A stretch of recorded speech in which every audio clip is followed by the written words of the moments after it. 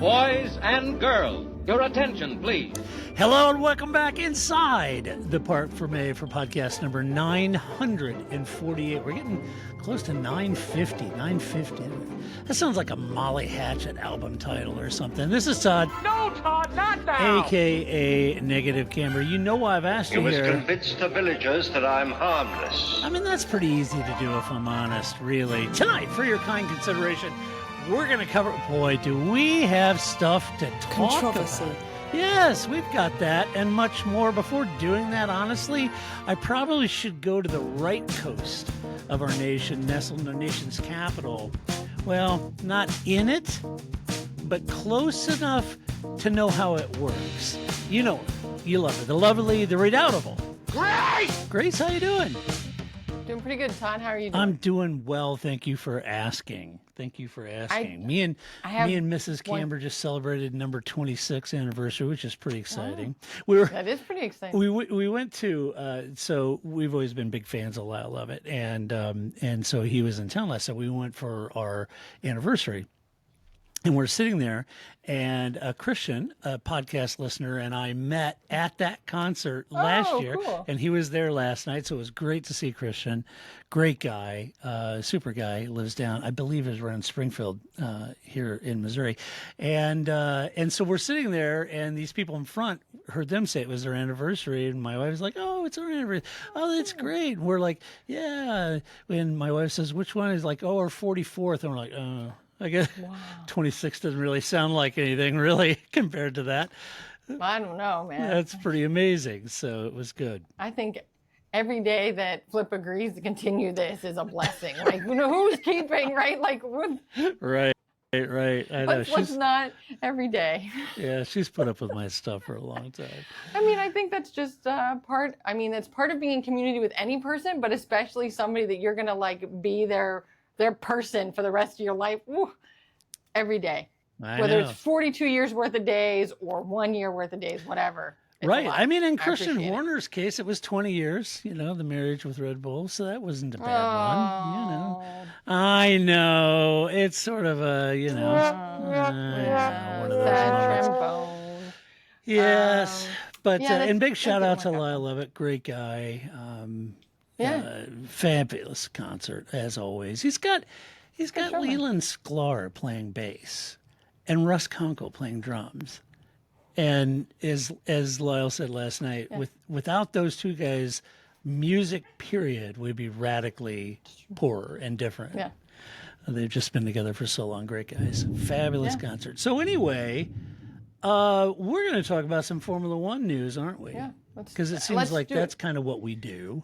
Well, you know, and we didn't spend any time on it last time, so we have all this leftover news, right? Yeah, because last time, it was kind of the Christian Horner thing, and it's a pretty big thing. It was a pretty big deal, So we thought we'd cover that, and then since we knew we were recording just a few days later, we saved the news. But I do have an update on the Horner thing, which I thought was an interesting article. Over at our very, very close, well, they're not really that close, but very good friends at Autosport. Are they close like you and Lyle Lovett, or are they? Yeah, Lyle and well, Lyle did repost my tweets, but no, I don't know. I don't know. Has Autosport ever retweeted anything we did? I think that makes you no. So then that makes you closer to Lyle Lovett than to Autosport. I'm closer to Lyle Lovett than I am anyone at Autosport. That's there you correct. go.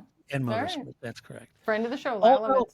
I met James Allen, and a super nice guy when I met him at Toto one time. He was very polite, very nice guy, and every once in a while I'll comment, but he didn't know who I am.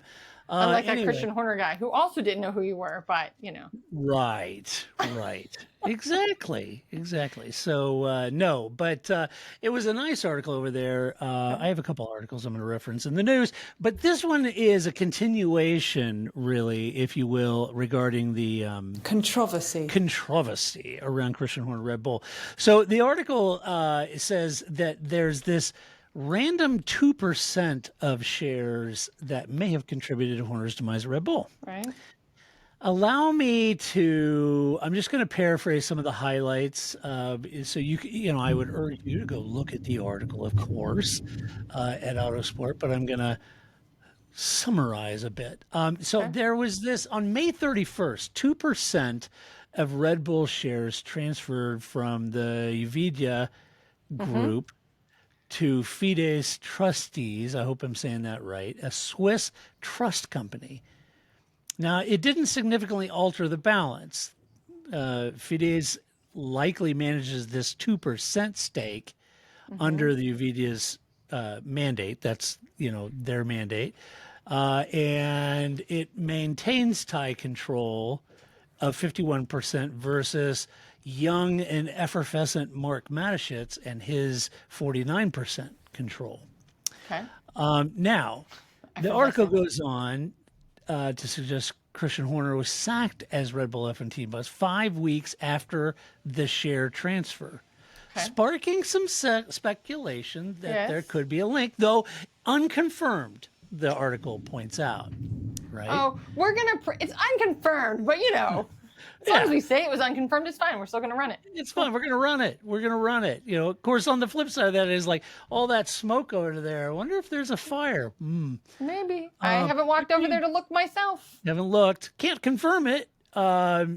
So following Dietrich, you and I talked about Dietrich Mateschitz death in October 2022, and the Vida family initially took a very strong operational role after he passed. But the Austrian management has sort of, basically retained control of the, call it Red Bull empire. Okay. So there was, during all this discussion, there was this proposed move of the headquarters to Dubai or Amsterdam for tax benefits. But Austria was not for that, so they abandoned that concept. Is the headquarters in Austria? Yeah. Okay. Yeah. It's in Austria. So they abandoned that idea. So then you had all these tensions, about Horner's future after the sexual harassment and coercion allegations. He was later cleared. And then you have Austria HQ pushing for his dismissal with Thailand, the Thai ownership, supporting him.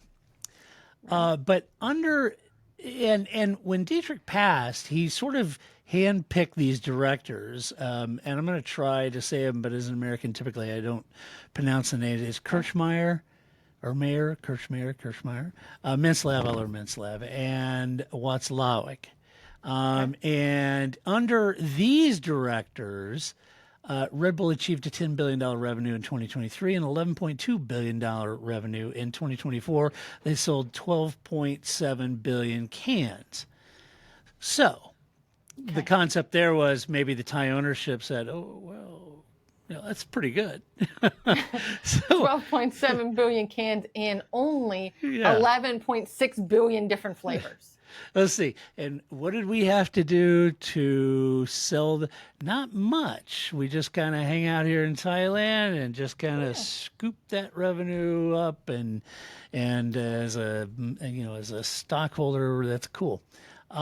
So then the article was talking about, and read the article as it talks about sort of these thoughts around the 2% as sort of a stake, this 2% stake transfer to this Swiss Trust Group.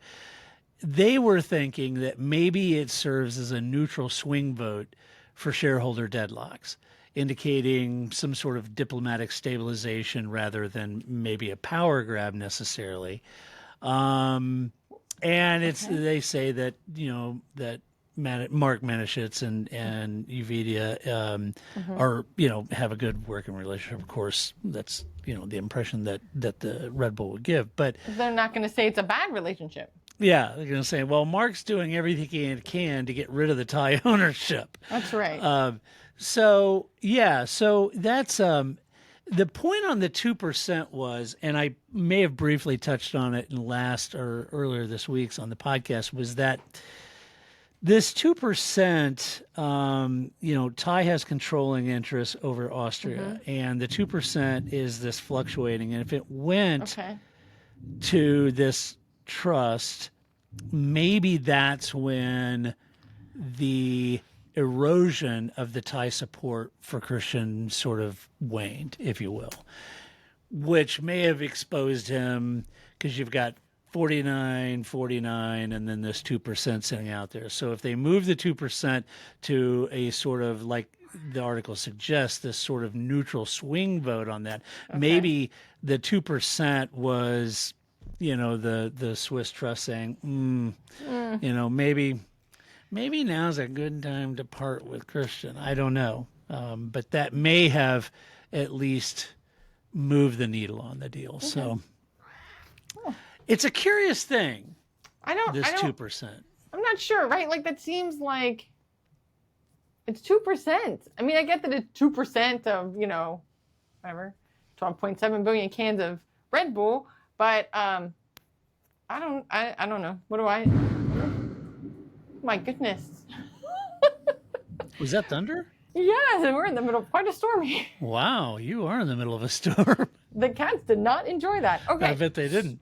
So, I don't know. Speaking of that 2%, so 2%, it's apparently Florida here. I don't know. Like, it'll be done before we're done with the show, but, Right. There it is. I don't know. It just seems kind of like a weird thing. I wonder how that transfer is decided on. Like, it must be triggered by something, right? Like, that's... Well, I think it was triggered by the Thai ownership, and it was kind of their mandate. But it is interesting as a balancing act, because if you had 249% owners and this 2%, because I think originally it's 51-49. So right. If 2% was moved to a third party, maybe this is then basically you're three people in the room, and the two, it's 2 against 1 on a vote, right?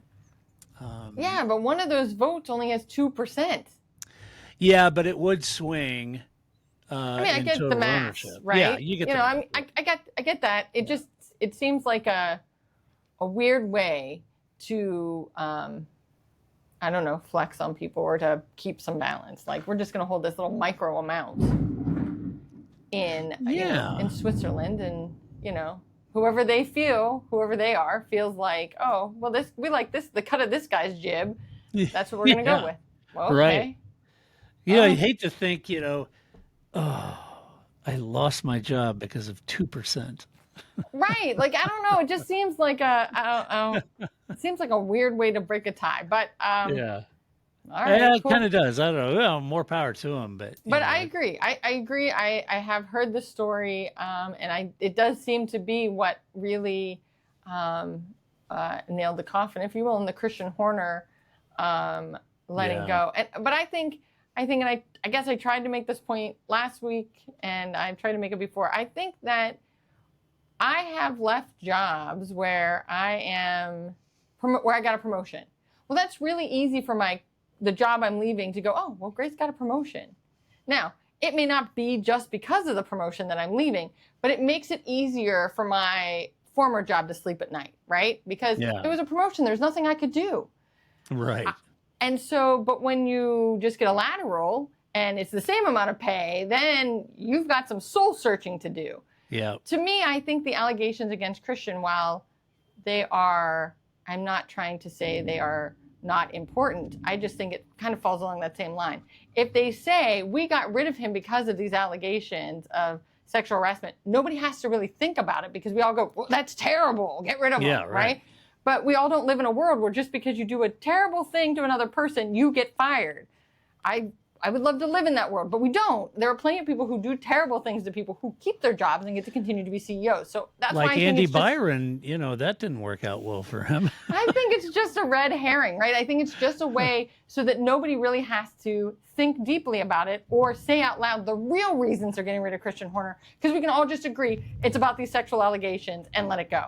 Right. Does that make sense? And then nobody has to think too hard about it, and we can all just agree to disagree and get rid of them, and we can all move on. I just think there's more to it, and it may just be that's the reason that they can use to get rid of them. That's what sticks. And nobody from either camp over there has said that was the reason. I'm not even 100%. I think there's something much deeper going on with even that whole scenario with Christian. I think there's It's something very odd. That whole a little situation is very odd. more weird going on there. So, no, I think I think our reasons stand on the last podcast of what really may have been more likely a motivator in some of that. Somebody needs to write that book, and they can just be like, they can do the. I'm not saying this is real. I'm just asking for a friend. This might be what happened. Yeah, right. Like, right. Does this sound plausible that this is what happened? That's what I want. Nobody has to say that's what actually happened. I just need enough, like, I'm just asking for a friend so that I know. I'm asking for a friend. Yeah, just speculation. So Maybe this is what happened. Yeah, what's the 2% that sometimes things like that come back to play. I think Christian Gahn and the team and Ford coming in and working in the new engine program. This is great. We got people designed. We'll go out and we got Laurent Mekies, and that's awesome. We got Alan Ferman, and everything's great. I mean, the men and women that work for the team, they're wonderful, and it's all great. I think this 2%, I don't think Red Bull is done with its own power struggle, if I'm honest. So we'll see. I mean, and I'm not talking about Red Bull Racing. I'm talking about Red Bull. The whole thing, yeah. Red Bull Prime, like Giddy Prime. I'm talking about Red Bull Prime, right? That's right. Of which, I mean, it seems crazy to us as Formula One fans, but I don't even know how close Red Bull Racing is to Red Bull Prime. Yeah. You know what I mean? I think that their branding or what makes Red Bull known to people. So if you took away the drinks themselves and you sort of look at all the other stuff they do, I'm not sure how high up on that list Red Bull Racing is from Prime. I think that would be an interesting thing to look at. I don't know what he who controls the taurine controls the universe. That is true. Yeah. It's the Spice Man. Yes, that's right. All I see is a Mercedes I want to kill. All right, enough Dune. In other news, can we see Christian Horner do the sandworm walk? That's what we really want. I see Christian Horner more as a Duncan Idaho, right? Maybe. Oh, Duncan Idaho. I always wanted to name a cat Duncan Idaho. I think that would be a great cat name. Or a dog, it'd be a good animal. Duncan Idaho. I like Duncan Idaho, what are you doing? Yeah, I like that. That would be good.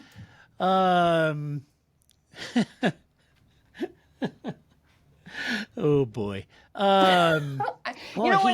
the queen. That's not all right. It's an off week podcast, people.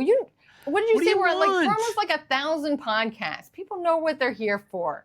Come on, I dig up some of these sound bites, like that. That's a classic. Some of you did know what that was from.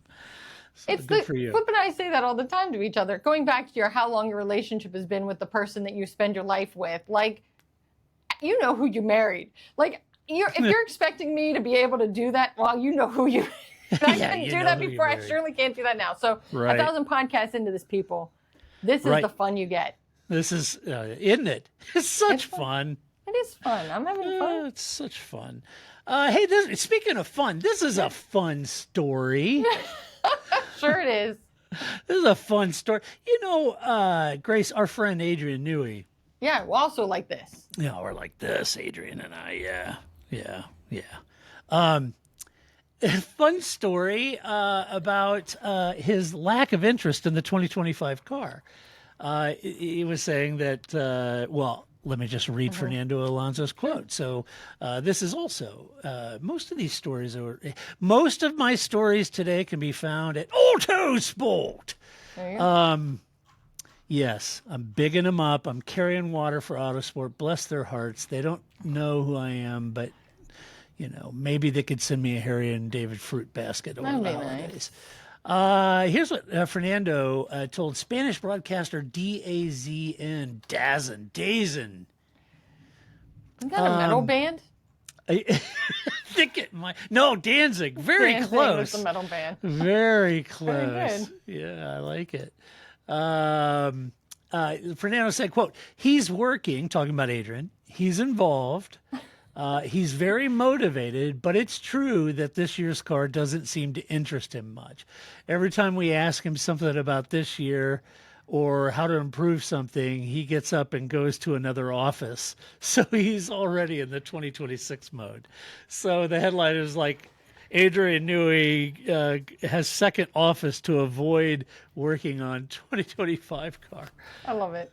I thought it. Well, to be fair, though, you've been around for a big chunk of Adrian's career. To be fair, he's never really done a deep dive into a team of joints. It's when he got to Williams or got to McLaren or got to Red Bull. It wasn't like he went in and said, all right, let me roll the sleeves up. And, it's the Fetzer valve right here. You prepare that with some gauze pad and 4-in-1 oil. Like he's a mechanic, right? And he's just like greasy hands and he's got the little blue towels and, Right. and, he's out there wrenching on the car. Yeah. Right. It's not like he says, it's not Adrian. I know what's wrong with it. Just got to talk nice to it before you start it. Yeah. Well, here's your problem right here. He doesn't do any of that. He just gets in and starts working on. He doesn't care about current state, really, other than to make sure the institution and the platforms and the tools and all that's there. But he doesn't really care about current state performance out of the current state car. It's all about future state with him. So on one hand, he was delivered to he's hired to deliver a 2026 winning car. So that's what he's working on. Yeah, and so taking time to toil around the current iteration could be seen kind of as a waste of time. You'd like to think, though, wouldn't you, Grace? That you'd like to think, Adrian, could you do us a favor? Could you just give us a quick walk around of this thing and just give us your thoughts? I mean, we're trying to get Lance to get in the points for crying out loud. They're just sliding the blueprints like under his door, like a hotel at midnight when you need to check out, right? They're just not asking you to redesign the current car, but could you take a look at this? Yeah, just give it a once around. I mean, Lance just said it's the worst POS he's ever driven, and that's some strong words from a seasoned veteran like Lance. So could you just give it a walk around and, whatever? So I had two thoughts when I read this story. One, why do they keep inviting him? If he's not going to come to the meeting, I think about it like in my own job, right? Like, don't we all hate that when you're like, why was I invited to this meeting? Yeah. Right? Like, so why do you keep inviting him? Why does he keep coming? Right? Because that's the other side of it. Right. If somebody keeps inviting you to a meeting, you're like, I don't want to go to this meeting. Why am I on this project? You tell somebody and go, please stop inviting me to this meeting. You don't just keep going to the meeting.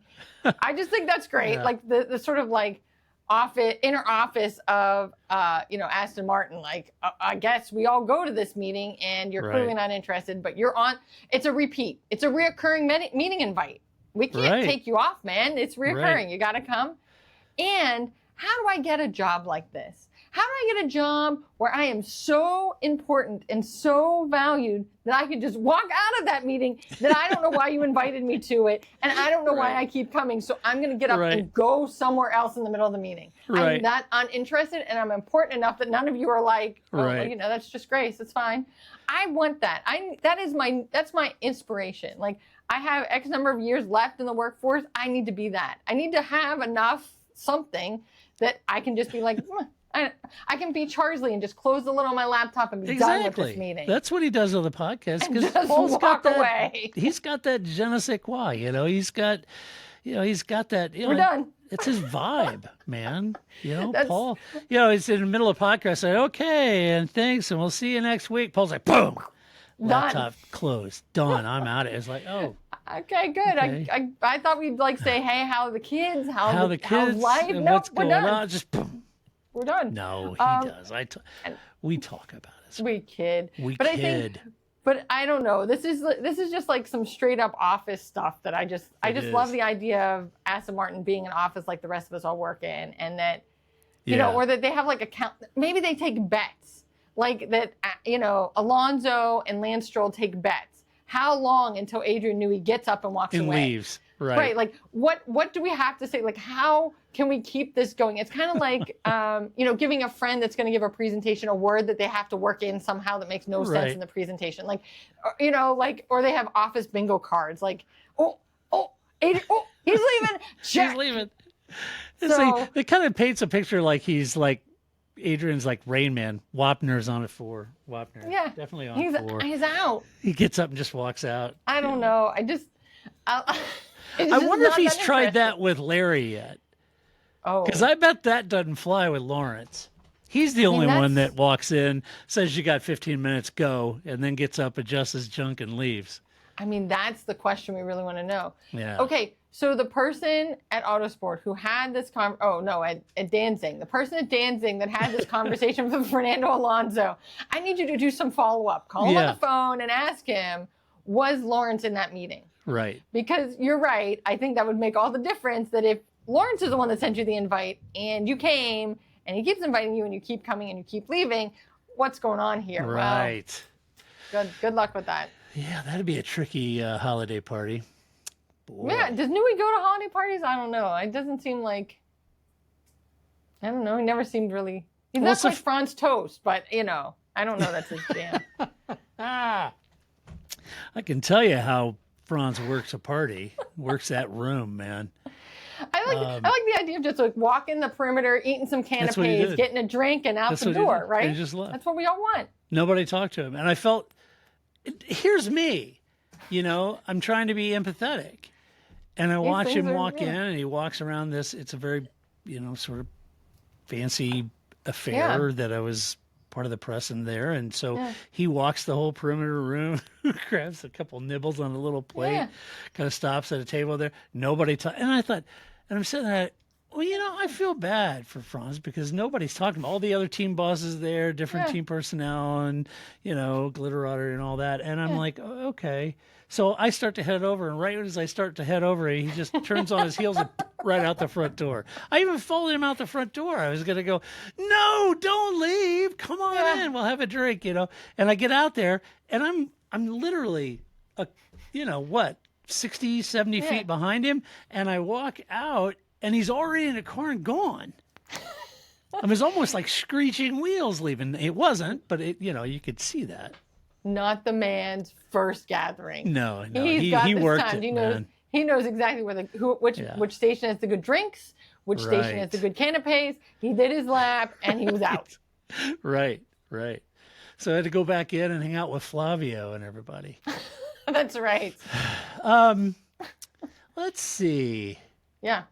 Oh, hey, this is interesting news. It's, you may have missed. If you have, you should redouble your efforts and go back and watch the podcast where I interview Tim Mayer. He's running for FIA president. And so that was last week. And I had a great time with Tim. Great guy. Really enjoyed the conversation. So now the FIA presidency race is heating up. Yeah. And you got MBS now, on full court press. He's out shaking hands and kissing babies and, trying to run and getting snippy with Tim in the press, and Tim's punching back. And so first hint of how these things may go is it's interesting because I'm telling you, you don't even have to be in the paddock to see the friction points between MBS and Formula One, Stefano itself. Yeah. Red Bull, the team bosses, the drivers don't even want to talk to him. He comes up and, wants to shake their hand after the race, and they're like, and Lewis has nothing to do with him. Lewis, right? Absolutely, right? Nothing. Lewis has time for everybody. Yeah, but not him. No, right. no. Like, I think that's the thing, right? It's not like Alonso or something. It's not like Kimi Raikkonen. Well, Kimi Raikkonen doesn't talk to anybody. Well, Lewis, however. Yeah, no, he's got it. And for you listen to the pod, this. You've watched this just like I have. You've seen the body language. I mean, George Russell not happy. Lewis not. None of the drivers don't really dig being around him by body language anyway. Yeah. The team bosses, I think have had enough. And out of nowhere, as we head into election season, Toto Wolff comes out with a golf applause for MBS.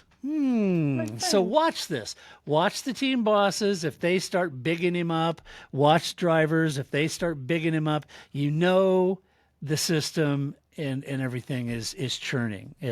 So just be on the lookout. So here's what Toto, he said that MBS's iron hand leadership has its benefits. Mm-hmm. Really?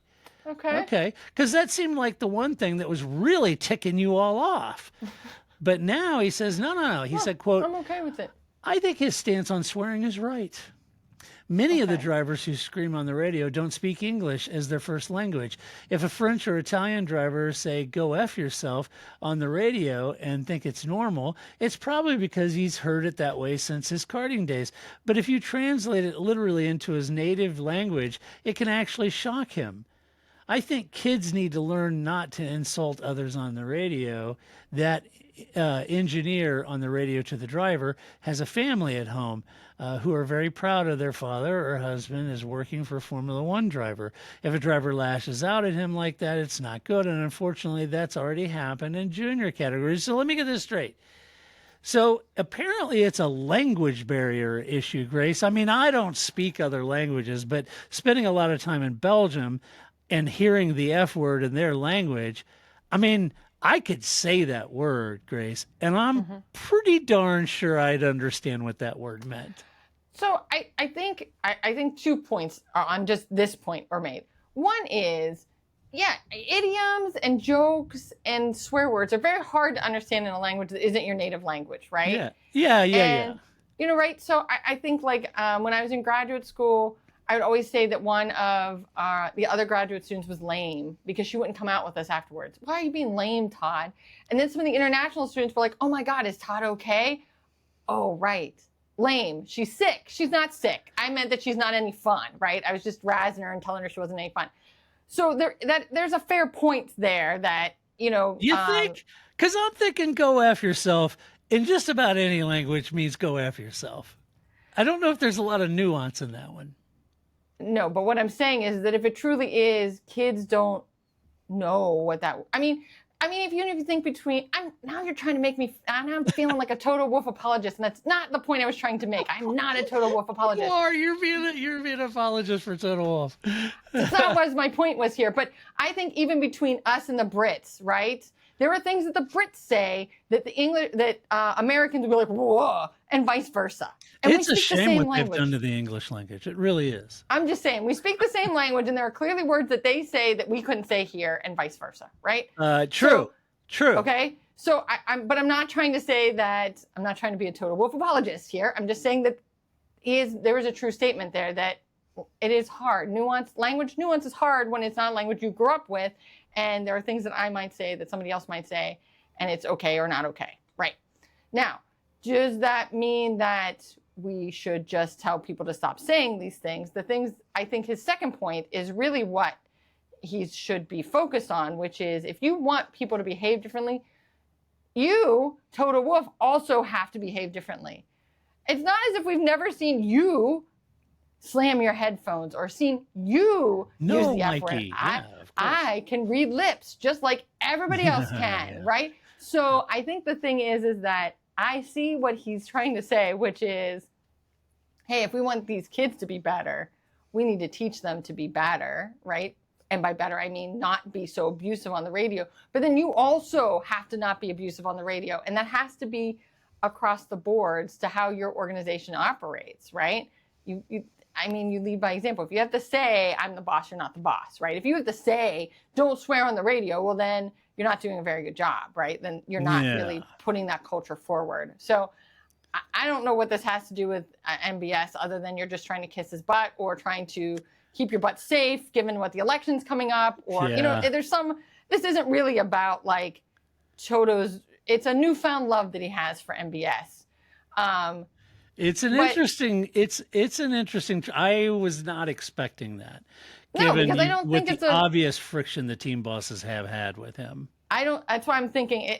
This is just like this is Ron speak, right? Yeah. He really doesn't necessarily think that MBS's iron hand ruling about swearing on the radio is a good idea. It's a false premise. He's just going with that because it is probably the least offensive thing that MBS has put out there that he can endorse. Yeah, and it doesn't stop there. The praise goes on. Here's what else. He says that MBS got it right with the 11th team. Now.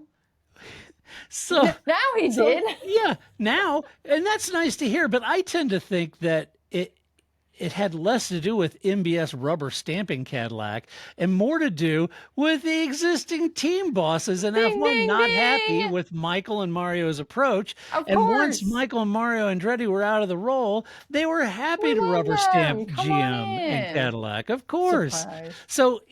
So in short, if swearing and approving 11th team that all the teams in F1 welcomed is his big achievements, Great. I talked to Tim Mayer. I think he's got a lot more going on for him and what he can achieve than that. If those are your two big iron-handed accomplishments, which were good. I mean, I think the 11th team could be good if it wasn't for the whole Andretti involvement. Then it wasn't good, and now it's good, right? If it had been good before, then I think you could say bringing in an 11th team is a positive, right? That is something that MBS could hang its hat on. Yes, had that just. Yes, but then find out the teams in F1 really were at odds with Andretti's, and once Andretti's were shed of the project, and then all of a sudden F1 was excited and talking about all the value they'll bring to the sport. Remember, it was that value they were bringing to the sport that Toto and others were saying, I just don't see they're going to really bring you value. So it was complete two sides of their mouth. So it had, basically, I mean, at this point, MBS could auto-pinned their approval at this point, and it wouldn't have mattered because F1 and the team bosses were happy with it. I know, but I agree with you that if MBS in election season becomes your boss again, now's the time to be here's some positive things that aren't really things I think are positive, but they're the things I can agree with the most. And I don't want to overlook the thing. Maybe Toto has issues with Tim. And so maybe he's thinking, well, if Tim's going to be the guy, then I'm going to start bigging up MBS and talking about how his ham-fisted, iron-fisted leadership has positives. I just think, I agree with you. I think that, I don't know, sometime in the future, in the annals of Formula One director history, if we look back at MBS and go, well, he got the F word off the radio, and I was MBS, I'd be pretty sad that was my legacy, right? I think that's what we're speaking to here, that it's just the idea that I would hope that MBS's legacy in the annals of Formula One, presidency is more than that. I agree. And I think you've got to have a bigger I think his other legacy is now we know a lot more about piercings and what piercings Lewis Hamilton may or may not have. And who's setting MBS's KPIs? That's what I want to know. I don't know either, but I just saw this all as I am with you. I see this all as kind of like, they have to say something. Somebody asked him the question. I think that's always worth reiterating too. It is not as if Toto Wolff's just walking around like, I have praises to sing. I hope somebody's here to ask me about it. Somebody asked him a question. He had to have an answer. Right. And this was all he could come up with. Well, yeah, cool. Because if he starts wearing "Vote for MBS" T-shirts around the paddock, then we'll know. But yeah, I agree. Maybe okay. So now that we've had this conversation, what I think. So last week I felt that the best thing for drama, for messiness, would be for Christian Horner to go to Alpine, and you added that. What if he went to Haas, which I think would also be great. Also a great idea. What if Michael Andretti went to Red Bull? That I think would also be some next level messiness. Like I don't like Michael Andretti, but I might be willing to let it go if that happened, because then it would be like, oh, I'm still here. Y'all tried to get rid of me. Right. I found another way in anyway. Thanks a lot, Toto Wolff. Now it was Red Bull and Ford, not GM and Cadillac. That level of pettiness, well, I enjoy, and I enjoy that kind of pettiness in Formula One. So that would be funny. I would enjoy that. That Michael Andretti just rolled in some other way. Right. That would be good. You can't get rid of him. Oh boy, what other news I got? Oh, hey, this is a good article again over at Autosport. Nice article. It was talking about making the 2026 tires for Pirelli and how it's difficult. And I thought it was just a good article that kind of talks about the challenges, and Mario Isola, the head of F1 program for Pirelli. Is quoted in there. I'll read you some quotes. But so just, most of you all know 2026 regulations, big changes, right? Changes the car, chassis, aerodynamics, engine, everything, right?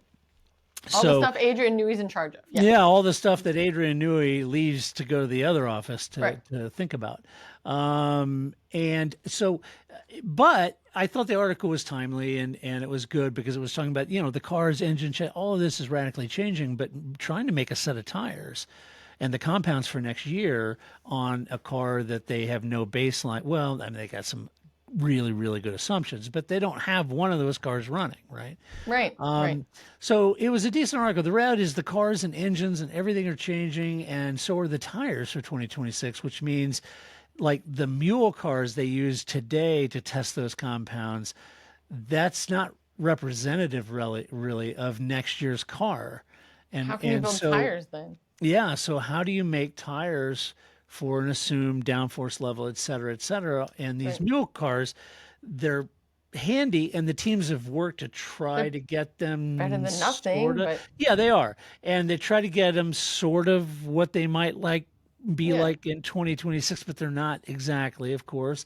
So they've, messed with downforce levels and those kind of things. It's all estimation. It's a lot of math and everything trying to figure it out, but it does make it difficult. And it was interesting. The article points out that the FIA wanted to revert back to 16-inch for the tires to save weight, but Pirelli opposed that. And they had several reasons they opposed it, but one of them, or maybe possibly chief among them, was road relevancy being a large issue. And I thought, good on them, because to be fair to them, I agree with them. Larger tire sets are very common on road cars, and they have to have some reason to be doing this too. Why should Mercedes, Ferrari, McLaren, Aston Martin be the only ones that get to benefit on road relevancy in their program and Pirelli not, right? Right. So like in the old days with the 13-inch tire, I mean, nobody's running 13s, right? I mean, unless you're a small economy car or something like that, but you don't really equate that with performance. Yeah. So when you equate for performance, it's a larger tire. And so I thought, well, that makes sense.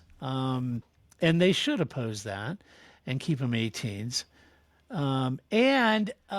So the other interesting thing is what Mario had to say to Autosport about it. He said, quote, "I'm satisfied with the development so far, but of course, there are a lot of question marks."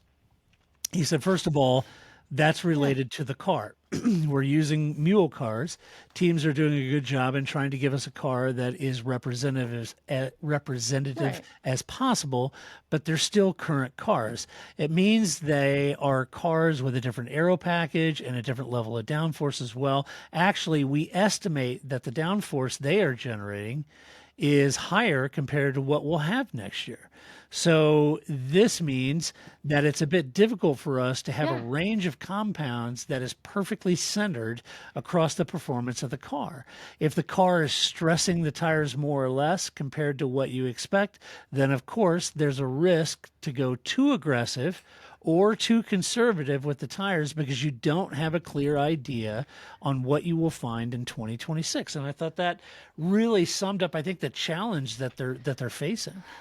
I feel like he needs an anger management translator. Like, that was like the nicest way of saying it was. Wow, that first race is whoa. Like and you're all gonna blame me, and it's not my fault, right? Like that's really what that summarized there, right? Like, I mean, it's similar to Pirelli takes a hit and Pirelli's like, I'm doing what they told me to do. Right? Formula One said, do this, I did that, and you're all mad at me, right? Like, I am not the person you should be mad at. So that just was like a whole lot of very well-crafted, which is why Isola has that job and not me, because I just would have been like, y'all are a bunch of fools. I'm out here with this car that is nothing like the car we're going to race next year, and I'm supposed to come up with 5 tires that are just going to magically work in Bahrain? Yeah, that's definitely what's going to happen. You're like, cool. I can't work with this. I can't work with this. Right. What do you want? What do you want from me? Magic? I can't make magic. Well, you got to get out there. Tires. You got to get out ahead of the narrative because you remember several years ago they went a little too aggressive and they had all those delaminations at the British Grand Prix, right? And that was a big deal. And they, to their credit, they had to go back and recreate a ton of more, I call it more, for lack of a better term, more robust tires. But that was they took a punch to the chin on that one. You know what? He should have this printed on like business cards so that when everybody comes to him kvetching, he can just hand this to them. I said this. Here's the card. I said this. Remember that? Yeah, I said Again, this. Going back to the like your life partner, right? There's always some part of this. It's like, yeah, I told you that. But I love you, and so I'm not going to say I told you so, but I did tell you so, and we both know that. So now we're going to do what I told you to do, right? Okay, cool. Right, okay. Yeah. There's some sort of like a relationship humility because you're going to be on the other side of that. So you can't rub it in too hard, right? Right. Yeah, the other element I'll be interested to see in 2026, we know even I think if you're newer to Formula One, you've heard them talk about how the teams don't like the full wet tires, and they say they're terrible or whatever, and they typically hardly ever run them, right? And so Pirelli knows that. They've been working on this full wet tire and getting better performance out of it, that the teams will actually use it. So it'll be interesting to see what they come up with in 2026, if that's a significantly improved tire for performance in heavier rain. Of course, to be fair, I'll be honest with you, they always talk about the full wets and, should we spend a fortune trying to develop this incredibly good tire. But it also seems, if I'm honest, that F1 have gotten kind of in the habit of just red flagging races that would have required full wets anyway. Right. So they're not really even racing in heavy rain. No. They just red flag it. And the flip side of that coin, you say, well, Todd, the reason they red flag is because the tires are terrible. And very well could be. It could be a knock-on effect. So that's what I'm interested in, to see those existing compounds, the full wets, have they improved them that will actually race and stop red flagging wet races? So watch this space. Yeah. All right. Next year. It's a little spicy. And the whole thing could be, I don't know. Not good enough, damn it. Not good enough. Not good enough. Maybe Mario Isola should find another office. You know what? I told you in 2025 that this is what the 2026 tire is going to look like, and just walk away. And walk down to your 2027 office. That's right. And that's where I'm going to be when you need me. Right. Yeah. And you should just have like a sign, like an open-close sign, like on the outside, like that says 2026 tires. Just turn it over, 2027 tires. 2027. Right. And then shut the door. Don't bring your 2026 problems to I don't this want to know office. what your 2026 problems.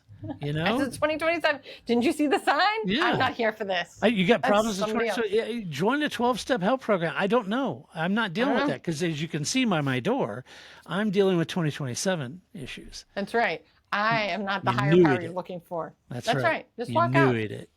Let's see. Let's do some Albin's Cat, shall we? Yeah, it's been a minute.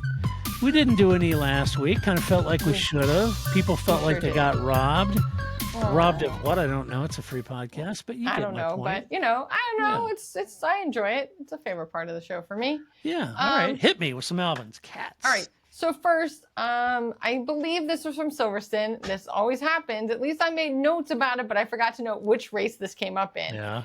But often I find the turns of phrases that the Brits use are sometimes interesting to me as an American. One was frighteners. They kept saying, and I listened to Formula One, so that's like Julian Palmer and David Coulthard. They kept somebody would overtake something. They'd be like, oh, they put the frighteners on him. The frighteners? What? It's not that I've never heard this phrase. It was just used in this context. It was just very funny to me that it came up not once but multiple times that somebody kept saying, "Oh, the frighteners." Oh, okay, cool. Sure, Britners. Britners. Yeah, sure, Britners. That's what I said. Okay, so cool. So I like it. That's good slang for British people. Britners. Britners. Watch, we get like 4 YouTube comments now. I'm gonna get a lot. I know. Right? We get all of our British friends. It's fine. It has nothing to do with you and everything with my inability to speak. It's fine. Right. You know who you're listening to.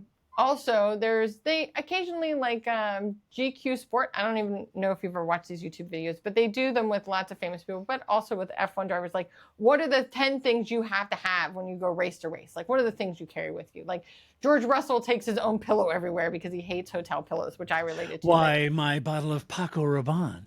That's right. Thanks for asking. But what I liked was that Charles Leclerc brings the glasses, and the statement he made was, I just struggle a bit more to see perfectly. Like, what a nice way to say, like, Yeah. you wear glasses, you just struggle a little bit more than everybody else to see perfectly. Like, there's not a problem. That's why you occasionally run off track and hit the wall. You just didn't quite see the curb. Maybe. I just love that. Yeah. That turn of phrase was kind of nice. Yes, it is nice. Very polite. I do also want to say, so we're on break this week from Formula One, but there is a MotoGP race this week. Does anybody have anything for Marcus?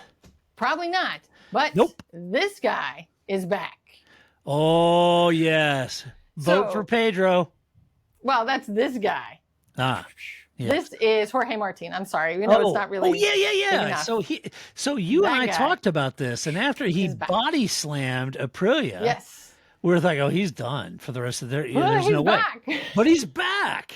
Yeah. And so I think it's because he found out how much it was going to cost him to get out. Yes, yeah. Right. And so now it's like, I take that mostly from Aprilia, sort of like because they gave him the I know you got a few little bumps to your head. You weren't in the greatest headspace. We'll take you back. Yeah, somebody did the maths, and they found out that he really can't get out of his contract for cheap. And so now he's like, oh, I don't know. It was a dark time which it was for sure, a dark time for me, and I was making rash decisions. And thanks Aprilia for taking me back. So we're in Brno this weekend, and they had this sprint today, and he stayed on the bike, which is at this point very good. He did an admirable job. He's looking good. He spoke well. Did a very nice press conference where he answered everybody's questions and not a sometimes not a Toto Wolff kind of way in the earlier story, right? Like he actually answered people's questions because of course people are like, we thought you said they were trash and now you're back. So what's going on? But again, I think in relationship parlance, he was out on the streets. He realized dating is hard now, and he'd like to not be on the streets anymore. Please take him back. Right. So, that's funny. So, our hopes and dreams. So last week's race, everybody was falling off the track. And so I thought there for a while we were going to have a podium of Mar, which would be Marquez, and Luca Marini, right? So that would be Mar. But now we could have Mar. Yes. So we could have 4 Mars in a row, but it'll be more likely to just be Mar, which would be fine too. Yeah. So that's the big news this weekend, and we'll see how that goes. Yeah. Everybody can just stay on the bike. I don't know how much anybody pays attention to these things, but the Chinese EV car manufacturer Zeekr, have you heard about this? The Kimi Raikkonen mode? No. Okay, so Kimi Raikkonen, I don't know how much this is just their marketing, but they made him their chief performance advisor, and there's their high performance mode on their car is the Kimi Raikkonen mode. Oh, that'll put the frighteners on them. Yeah, exactly. Good job. It'll put the frighteners on you for sure. Yeah. Kimi Raikkonen mode, but it was just the most random thing. Watching some YouTube video, and it's oh yeah, Kimi Raikkonen mode. Now, can we get this car here? No, but if you could, there's a reason to get it. Yeah, the Kimi Raikkonen mode. Yeah, there's that. I like it because they're Kimi, we want to do this. It'd be. How the that's possible? How's that possible? Yeah, I don't know. That's great. Steering wheel. Yeah, I think that would be. I think that was a pretty fun Formula One nod there. That. Yeah. Good old job. Good job, Zeekr. Way to go. Yeah. All right. Hey, you ready for some no shit? I have fun no shit headlines. Okay, I'm ready for this. All right. So there wasn't a ton of news out there, folks, but I'm gonna go through it pretty quick. Doesn't stop us. I have several. There's no stopping us. There is no stopping. We're like Lewis Hamilton. That's right. Okay.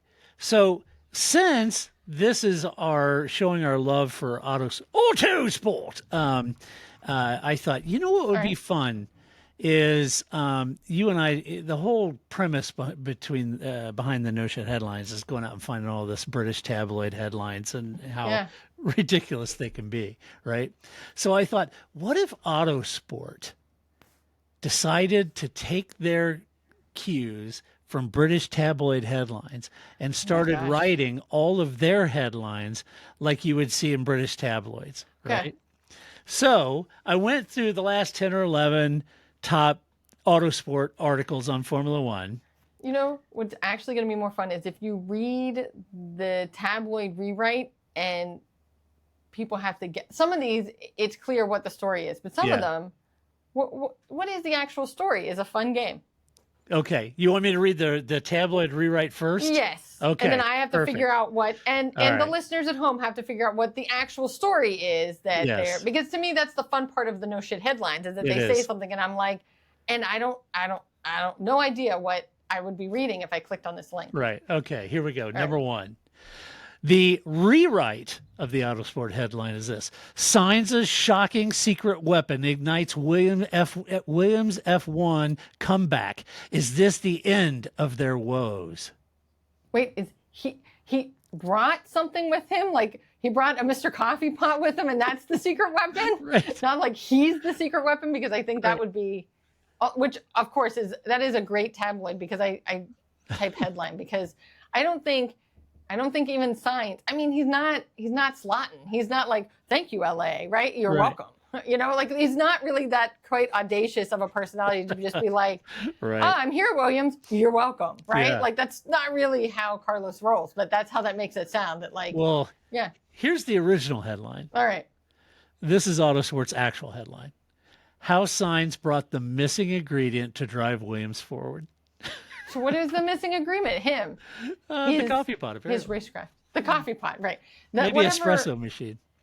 What has replaced Excel, right? Like whatever like whatever moving from Excel to Monday.com or Jira or Confluence or something. Maybe that's what right. He brought Jira with him. That's what he Jira did. with him. That's it. Next tabloid rewrite: F1's greatest season ever. Shocking secrets from the past unveiled.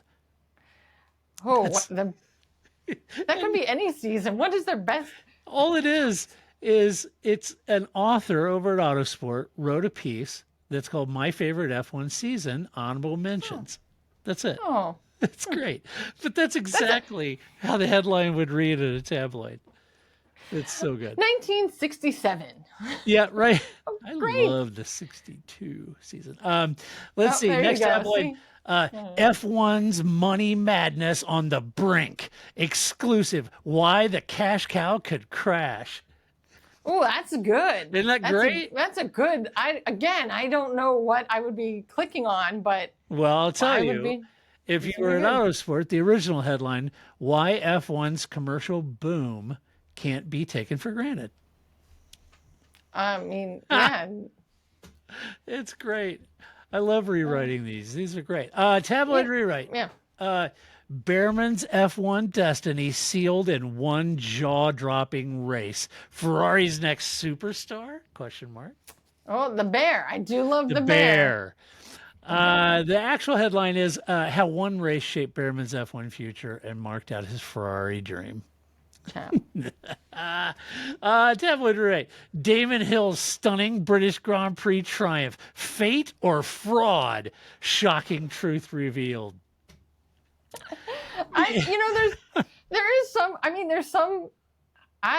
So one of the joys of marrying somebody who was not into Formula One, who's now come into the world of Formula One, is when things like Damon Hill come up. And I have a history with Damon Hill, even though I didn't watch when Damon Hill raced, right? But I was close enough, like, there's some history there. It's kind of like Jacques Villeneuve. I have some history with this person that Flip does not have. I enjoy watching Damon Hill through his eyes, right? Like, Damon Hill now, it's kind of like Sebastian Vettel. Like, you tell me about, like, I used to hate Sebastian Vettel, but, like, the guy that raises bees, I love that guy, right? Like, it's like a different Sebastian Vettel, right? So there's some joy to me of this, like, what feels like a reinvented Damon Hill, if you would ask me, that is now out there that is just like, know. We love that guy. Damon Hill, he's great. Like, I love this reinvention, this new relationship people have with him that they don't know who he is. It's the kinder, gentler Damon Hill. I love it. I love it. Let's see. Next tabloid, Silverstone's sizzling secrets exposed. 75 years of F1 scandals and speed. Okay, I'm definitely clicking on that one. You would click on that. You're like, oh my gosh, what is Dave Richards doing over at the PRDC? You know, it would have to be David Richards. I love that guy. What's he doing? The actual headline is just a video, 75 years of speed at Silverstone, more than just a track. Okay, your headline, I would be very disappointed if that's what I got. Because that is not salacious at all. That's just fact. Which is typical, because I do these, every week we're on, and I go and I read these salacious headlines. I click on it, go and read the story, and it's a complete nothing burger. And almost has nothing to do with the headline. I would still enjoy the video. I would enjoy watching this video on Autosport of 75 years of Goodwood. That's great. I want to watch that. But that's not scandalous secrets that I was promised. So this one comes back to the story we referenced earlier. The tabloid headline is, Newey's sneaky escape. F1 genius caught dodging Aston Martin's 2025 disaster. And okay, that one's accurate. That was actually pretty good. That's pretty accurate. Yeah, that one is actually pretty good. I like that. The actual headline, why Newey goes to another office to avoid work on 2025 Aston Martin F1 car. That was that one. Headline. Autosport, I'm disappointed. Yeah, you could have worked there. That one better. You could have done the tabloid rewrite of that one. I think you could have even just gone with what the first half of Alonso's, he's interested, says Alonso about Adrian Newey. That would have been a better headline. He's working. Yeah. Let's see, the next tabloid. This is another bear. Bearman's heartbreaking F1 journey, family shocking sacrifices, and mental meltdown exposed. Whoa. That sounds dire. But the actual headline was, Oliver Bearman reflects on the financial sacrifices his family made, the key opportunities that changed the course of his career, and the mental reset required during a tough rookie F1 season with Haas. I mean, I get that his story is more like Ocon's, right? That his family didn't have a lot of money and they just drove around in a van and they really did have to give up everything for him to do this. So right. But the mental breakdown was the part that was like mental meltdown exposed. All right. Let's see. This one references something we talked about. The tabloid rewrite is F1's 2026 tire terror. Pirelli's nightmare plot to wreck the grid. Mario Isola says, screw you guys, I'm going home. Wet weather tires, not my job. Mule car, not representative of 2026. The actual headline, as we mentioned above, why developing the all-new F1 tires for 2026 is so challenging. Pirelli and their plot to wreck the grid. There are probably some detractors of Pirelli's and HT tires, and I'm actually one of them. That probably would agree with that. Let's see. Why would it doesn't benefit Pirelli that's like self-sabotage. No. Let's see. Tabloid rewrite. Ferrari's secret Magello plot. Suspension scandal to shake up F1. Suspension scandal. Yeah. The actual push headline. rods. Pull rods. Push rods. Whatever. I don't know. Let's see. Ferrari F1 filming day at Magello offers rear suspension test chance. Right, because it like bends the rules, right? Yeah, you're only allowed so many miles. Shake up. Yeah, like in the old days when Renault under Flavio the first time they would only raise half of spot, like they'd only do Eau Rouge, right? Right. Because as long as you didn't do a full lap, it didn't count. So they would just like spend the day going up and down. Alonso and Trulli would just spend the day up and down a Rouge because you could do testing as long as you didn't do a full lap. Okay. Right. Next tabloid, and the final one, I promise you, I know I did several. The tabloid rewrite is Audi's F1 takeover shocker. Bortoletto spills on 2026 domination plan. I love poor Gabby taking strays. Like, what did he do to you? I know. He seems like a very nice. I do does. think it would be funny if it was Nico Hulkenberg, because he's got a lot of. I mean, he's been on a lot of teams. I'm sure he has a lot of tea to spill. But Gabby just got here. He seems like a very talented, very nice person, and it's like. He's the one that's gonna dog everybody at the team. Right. Cool. The original Autosport headline was why Bortoletto is already confident about Audi's 2026 F1 potential. We only have up. Right. I mean, yeah, but so good. Right on Nico Hulkenberg. I mean, I think that to me. I will say, so I do have some commentary about the F1 movie, but I'm gonna save that. So that you people gotta have save some it. time.